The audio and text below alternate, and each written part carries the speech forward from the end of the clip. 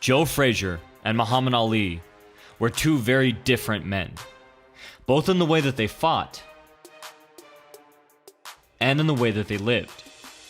But these two champions would come to define each other's place in history, each man bringing out the best in the other inside the ring and the worst outside of it. They would face off for the first time in 1971 in what came to be known as the fight of the century. When the match was first scheduled, both men's unorthodox techniques made it anyone's guess what would happen in the ring. Ali used complex footwork to circle his opponents from the outside, catching them with whipping jabs before dashing in to throw lightning-fast combinations. In contrast, Frazier would drive directly at his opponents. Rather than use traditional footwork to cut off the ring, Frazier would just charge straight in, counting on his crossguard and phenomenal head movement to keep him safe. Both Frazier and Ali had some of the best defense of all time, but once again, were polar opposites in the way they went about it. Frazier used his erratic head movement to make his opponents miss, ducking in under their punches to catch them with his powerful gazelle hook. In contrast, Ali would lean far back, making his opponents chase him and overreach so that he could land a perfectly placed counterpunch. Frazier took his power from the ground, exploding off of his deep crouch. Ali got his power from his opponents, tricking them into stepping into his punches for him. Both men were similar in that they wore their opponents down over time. Frazier with constant wrestling and body shots, and Ali with lightning-fast jabs that cut and swelled his opponent's eyes and took the air out of their lungs. But this match was more than just a clash of styles. Several elements combined to make this fight transcend boxing in the eyes of the public. Ali had recently come off of a 3-year suspension, having lost his license for refusing to be drafted into the Vietnam War, a war he did not agree with. As a result, Ali had been stripped of his title. But after 3 years of trying, he'd regained his boxing license, and the world witnessed the rare occurrence of two undefeated heavyweight champions, both with legitimate claims to the title, squaring off in the ring. At the time of the fight, Ali was waiting for the Supreme Court to rule on his case, and he knew that at any moment he could lose his appeal and spend 5 years in prison. Frazier was one of the few boxers who refused to call Ali by his chosen name, and had been among the first to condemn Ali's decision not to be drafted into the war. As a result, Ali was relentless in his attacks on Frazier, framing himself as a proud fighter against oppression, and framing Frazier, in most ways unfairly, as the antithesis of everything he stood for. When Frazier and Ali stepped into the ring, to many they were not mere men, but champions of their causes, ready to perform trial by combat for their respective sides. Feeling betrayed and cast as the villain, Frazier came to deeply hate Muhammad Ali. In his locker room before the fight, Frazier prayed and asked God to help him kill Ali, as he was not a righteous man. The time came, and the men stepped into the ring. To give a small idea of the epic proportions this fight had grown to, Archie Moore was to announce the fight. Frank Sinatra, unable to get tickets, had agreed to take pictures for the newspapers. In Ireland, the mass riots that had crippled the nation came to a halt, as the men cleared the streets so as not to miss this fight. And in the ring, the two fighters squared off, Ali yelling threats, Frazier staring back with fire in his eyes, before finally uttering, "I'm gonna kill you." The bell rang. Ali had promised this would be an easy fight, no competition. And in the first 3 rounds, Ali seemed to deliver on his promise. His plan for the fight was not to dance, but to keep Frazier in the center of the ring and punish him with grounded, hard punches. When Frazier got close enough to land, Ali would move laterally, or tie Frazier up and turn him, regaining the center of the ring. For this plan to work, Ali needed to be able to consistently catch Frazier, a man with one of the best defenses in the history of the heavyweight division. But astonishingly, it seemed he could. Ali was the first opponent that Frazier had faced with the talent to read his erratic rhythm, the reflexes to spot small openings, and the speed to take advantage of them. During each round, the two men fought with their words as well as their fists, hurling insults at each other between exchanges. While the crowd roared every time Frazier landed with his left, they were few and far between. And Frazier had not done any real damage to the ex-champ as he walked back to his corner at the end of the third. But Frazier had been establishing and improving certain techniques over the last 3 rounds that should have greatly concerned Ali. First, Frazier had been sneaking in tight, hard shots to the body each time Ali tied him up. Frazier was no stranger to grappling, and had learned through years of trial and error that it was often best to go with the movements of the opponent.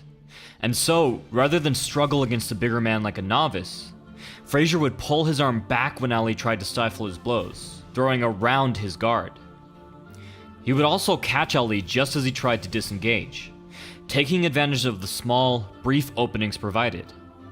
The punches were few and far between, but it was a start.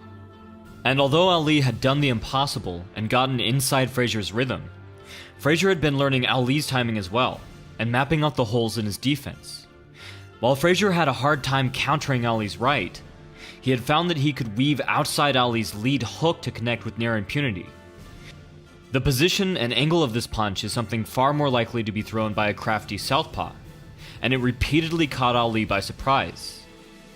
This had awarded Frazier the ability to drive Ali to the ropes, although he hadn't, as of yet, done any meaningful damage. Frazier had built the foundations for these techniques in the first 3 rounds, and now, heading into the 4th, they were about to pay dividends. Round 4 began. At first, Ali continued to punish Frazier as he chased Ali in circles around the ring.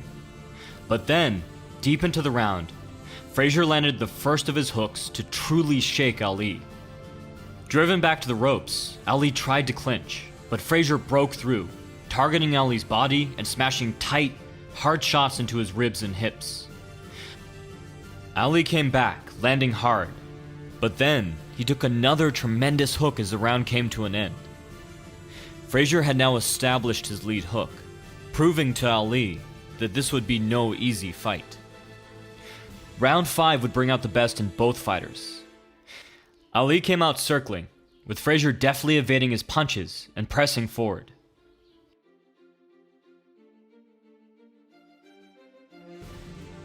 Ali caught Frazier with a hard right, whipping his head back. This punch would have put many of Ali's former competitors to sleep, much as any one of the terrifying hooks Frazier landed on Ali would have put his opponents to sleep.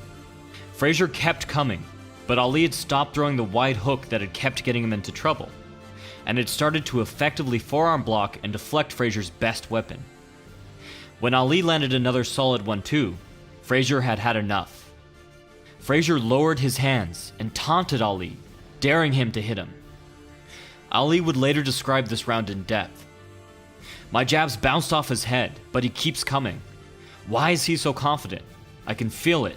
So confident that near the end of the 5th he drops both hands, jeers at me, dares me.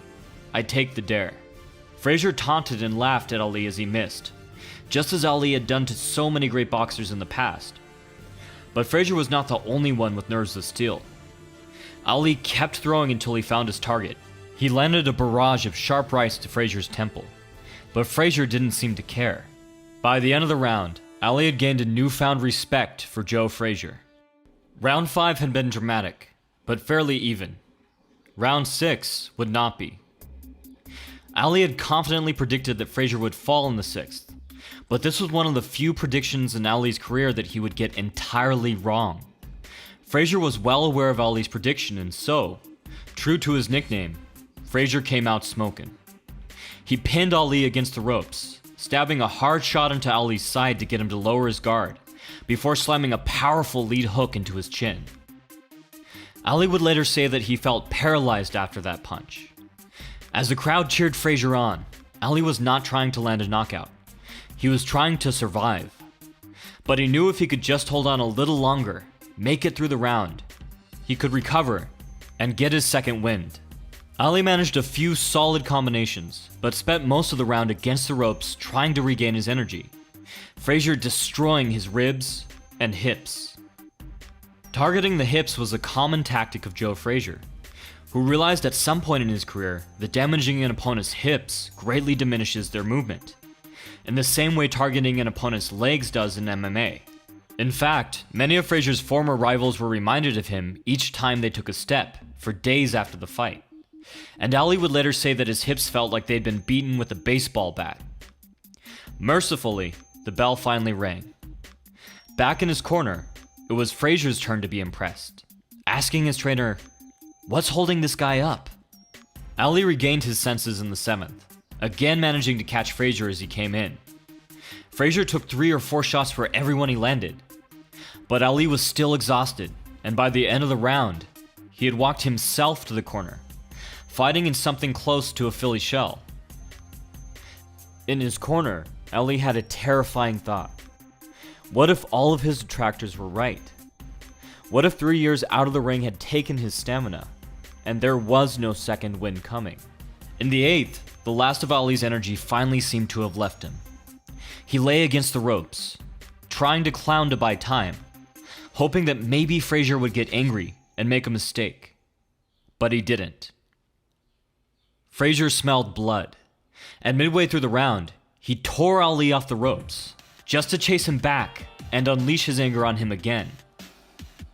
Frazier had told Ali during their meeting years earlier, "You ain't never had to dig before. Every time you breathe, you be breathing right down on my head."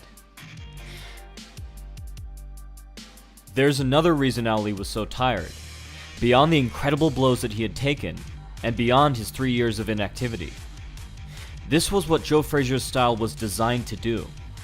Rather than try to regain his posture when Ali leaned on him, tiring himself needlessly, Frazier would use his lower center of gravity to drive Ali to the ropes. Frazier had crowded Ali every second of the fight, never giving him a second to breathe, punching relentlessly, feinting and milling, keeping him worried, tiring his body and his mind. Ali made it through, and as he walked back to his corner, he knew if he wanted to win this fight, he would have to dig. In the 9th round, Ali came out determined to turn the fight around. He began to find his footing. As Frazier charged in, Ali's strength returned to him. His vision focused, and he began to connect again. Leading with his right, he landed cross after cross. For the first time in the fight, Frazier backed up. And for the first time since his 3-year exile from the ring, Ali looked for a moment like the Ali of old. At the end of the round, Frazier was bleeding from the mouth, nose, and a cut above his eye. But just like Ali, there was no quit in Joe Frazier. The 10th round was when Frazier told the press he would take Ali out of the fight for good. Frazier, determined to turn his prediction into reality, threw everything he had at Ali. But unlike the 6th, Ali was ready, and both men gave as good as they got. Ali caught Frazier as he came in, but Frazier caught Ali every time he crowded him on the ropes. This had now become an established pattern in the fight, with Ali landing several shots as Frazier backed him up, and Frazier landing a few hard shots as Ali tried to reposition himself back to the center of the ring. If this pattern continued, Ali could win by taking the remaining rounds on points. Frazier knew he needed to do something soon, and in the 11th, he got his chance. Ali had always counted on his reflexes. His distance and timing were so great that he could make an opponent miss by less than an inch, and then lead him right into return fire. But Ali's opponents had never leaped into their punches, and Frazier was able to travel enough distance to surpass the remarkable range of motion Ali had in his upper body. Ali had boasted that he had the answer to Joe's hook, that he would simply lean back and move. Frazier had shot back, "But I go to the body first. I get the head another time." His words turned out to be prophetic.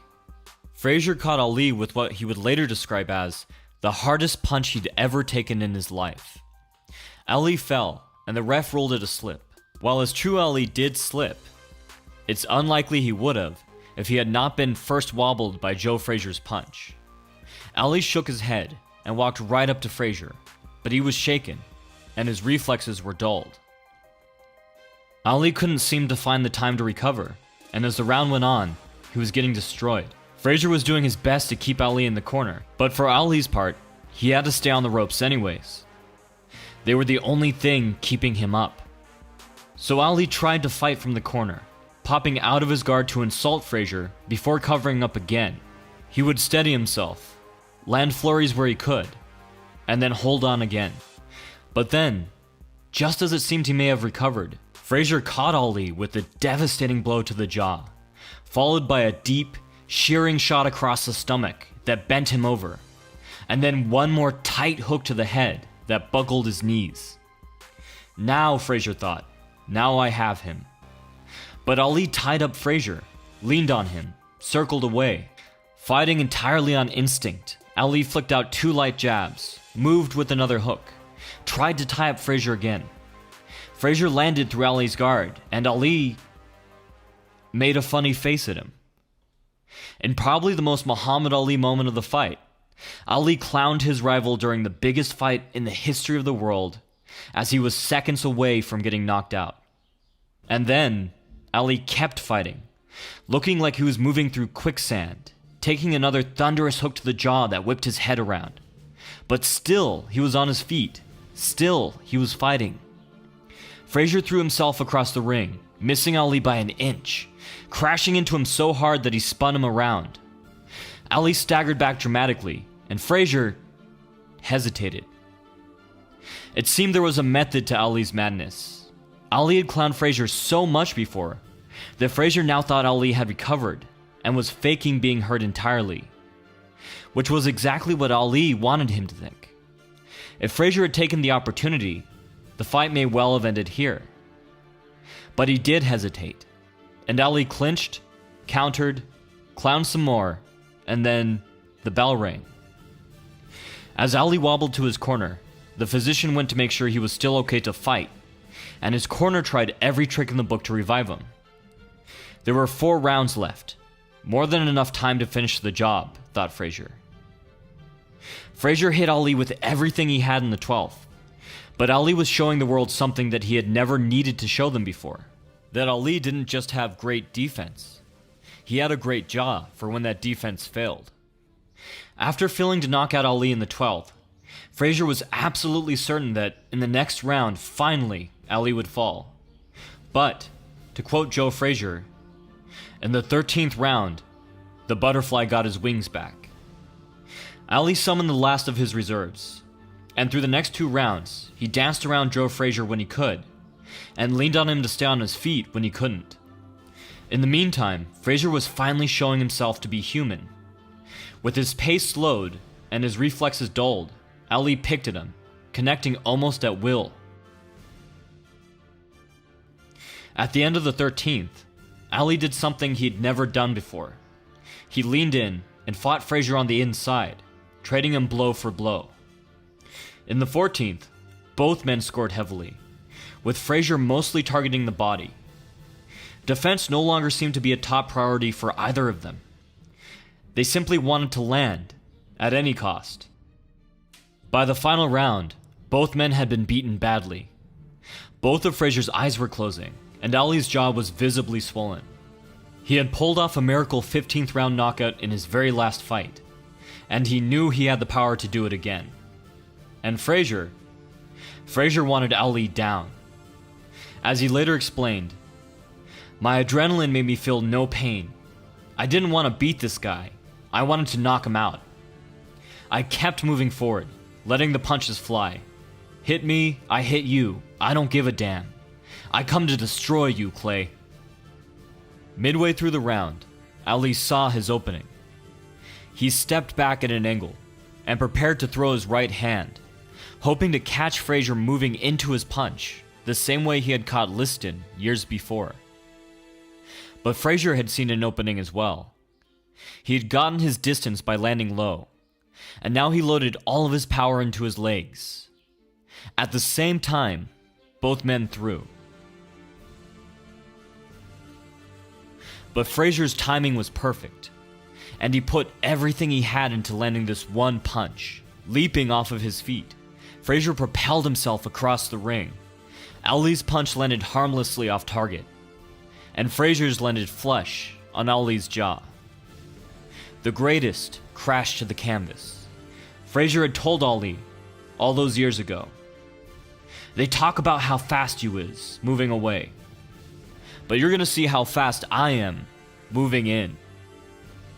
This one punch had sealed the deal, cementing Frazier's victory, and finally establishing him as the true heavyweight champion of the world. Ali rose to his feet, but the fight was lost. He tried his hardest, but without a knockout, the remainder of the round was nothing more than a formality. Frazier had silenced his critics and gotten the revenge he so desperately craved.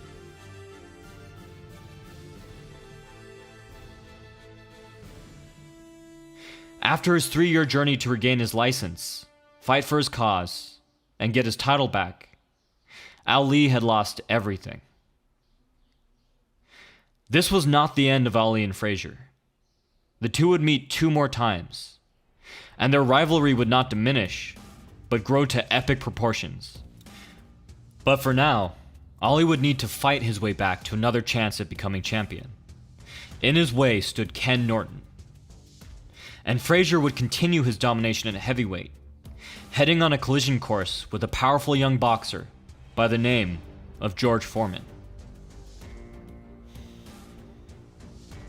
Thanks for listening. Stay tuned for more technique and fight breakdowns. You can check out my podcast, Striking Thoughts, where I go into everything from martial arts philosophy, the history of combat sports, and upcoming fights. If you want to learn how to generate power like your favorite fighters, you can check out my book, Power of the Pros, or pre-order my book, Footwork Wins Fights, out next month. All of this is linked in the description and the comments below. From The Modern Martial Artist, this has been David Christian, wishing you happy training.